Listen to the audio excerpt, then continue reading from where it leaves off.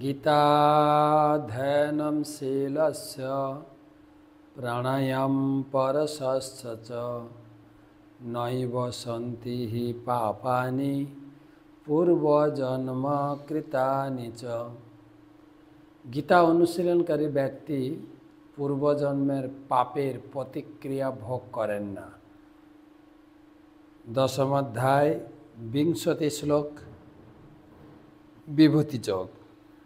अहम आत्मा गुडाकेश सर्वभूताशय स्थितः अहम आदिश्च मध्यम च भूतानाम अंत एव च। अनुवाद, हे गुडाकेश, आमी समस्त जीवेर हृदये अवस्थित परमात्मा, आमी सर्वभूतेर आदि मध्य ओ अंत।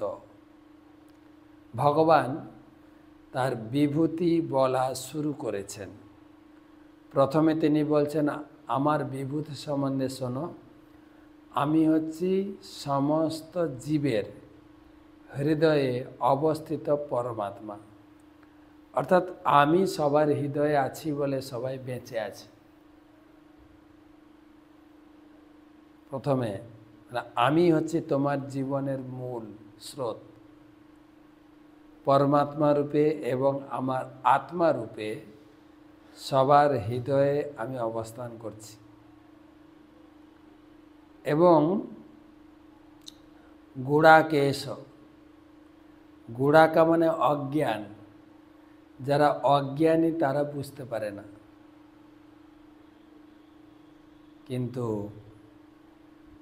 ज्ञानीरा बुझते पारेन। अज्ञानी लोकेरा तारा प्रश्न करे भगवान कोथाय, भगवान के कि देखा जाए, भगवान टगवान केउ नाई। तो एखाने बोलছেন आमी सबार हृदय कन्दरे अधिकार करे बसे आछि। तुमी कि खाচ্ছো, कि करছো, कि चिंता करছো सब आमी जानी। अहम आदि मध्य अंत च।